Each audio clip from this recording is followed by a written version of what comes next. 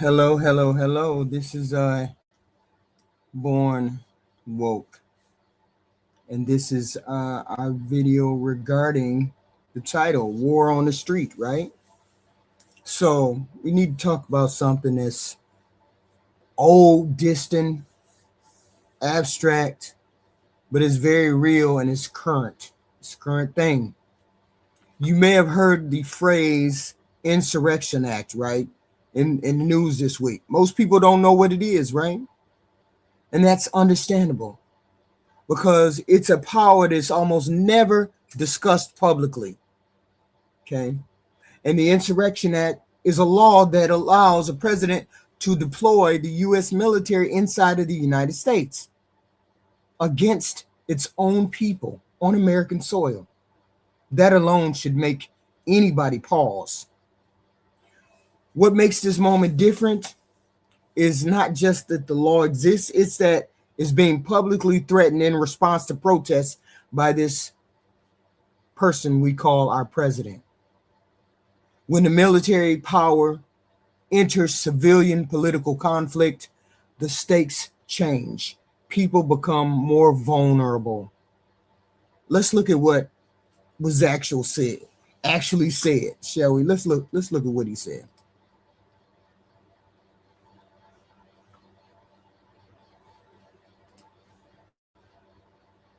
Here we go.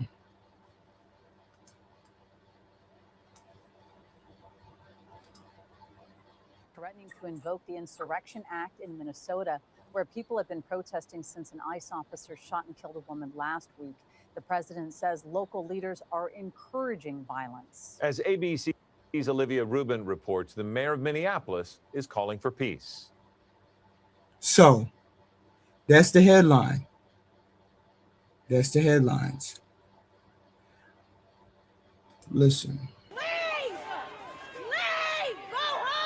Tensions boiling over in Minnesota. Protesters clashing with law enforcement at the scene of another shooting involving a federal officer. The Department of Homeland Security claiming a federal law enforcement officer shot a Venezuelan man in the leg, saying he took off during a traffic stop and tried to evade arrest and violently assault an officer. Adding 2 other people joined in, attacking the officer with a snow shovel and a broom handle. DHS saying the officer fired to defend his life, hitting that man in the leg. The man and the officer were taken to the hospital, the other 2 taken into custody. The protests and clashes happening daily for the last week after an ICE officer shot and killed Renee Good, a U.S. citizen. This is not creating safety. Mayor Jacob Fry slamming the immigration operation, saying it's putting a strain on local police and is not sustainable. He says he's calling for peace. For anyone that is taking the bait tonight, stop. We cannot counter Donald Trump's chaos with our own brand of chaos. And President. So, what you just heard, it matters. Not just because of the words, but because of what they signal. We're going to see what the president is going to say about this. Let's see. Let's see what he means when he says what he says. Let's see. Trump now threatening to invoke the Insurrection Act, which would allow him to deploy the military on American soil.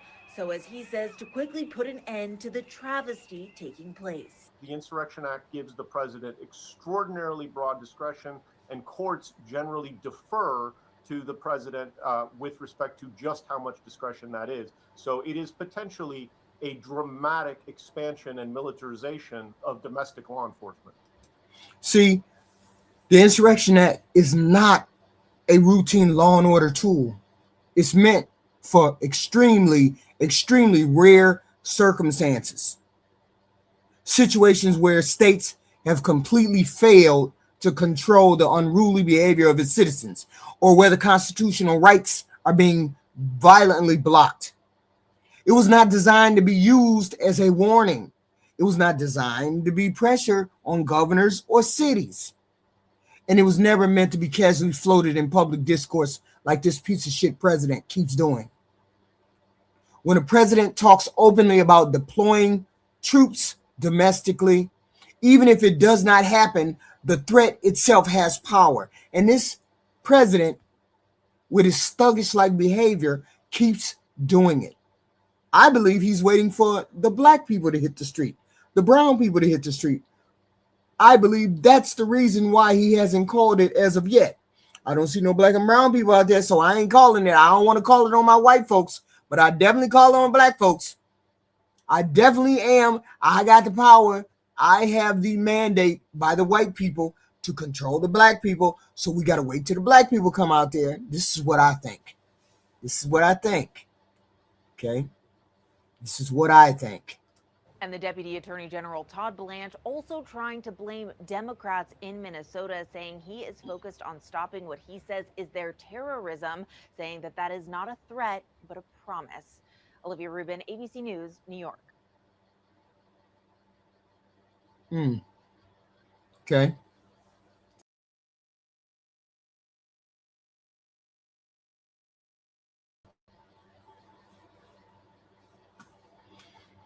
So, look closely at what we are seeing, what is coming down on the pike.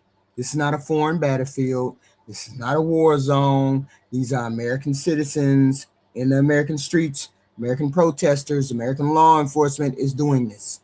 And where is this language becoming more critical except from that president? When protests are framed as insurrection, the public becomes more willing to accept extraordinary responses. When you say terrorist, you say vulnerability, you say X, Y, and Z, that's how people accept this wild stuff that happens.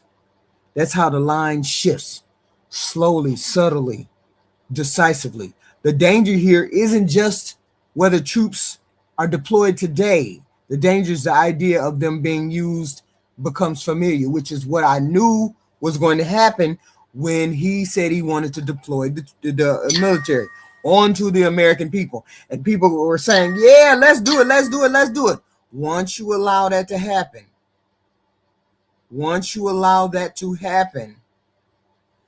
this is when we're in trouble. This is when we are in trouble. Okay, authority is being framed like we need to save you from these rebel rousers, these insurrectionists, these terrorists. It's not about cooperation. It's about restraint or de-escalation. It's about command. And that raises a question that should concern every American person, regardless of their party. At what point does protest, a protected democratic act, become defined as a threat serious enough to justify military involvement? Because once that definition expands to what they wanted to expand it to, it doesn't stay limited to one use. Now you can go and do whatever you want to an American person. Just like Renee Good was shot, now they're trying to expand the definition of what an ICE person is supposed to do in order to justify what he did. Today, it's about immigration policies. Tomorrow, it could be about labor strikes, civil marches, civil rights marches, environmental demonstrations. History shows us that powers expanded during moments of fear are rarely rolled back. But then again, there's another layer here that deserves attention too. Threatening the Insurrection Act doesn't just send a message to protesters. It sends a message to the governors and the mayors and the journalists and the ordinary citizens. The message is clear. Challenge federal authority and we're going to stomp you out. Challenge federal authority and we may not be civil. That changes how people show up. That changes whether people speak. That changes whether we can have dissent in this country. Democracies don't usually collapse in dramatic moments.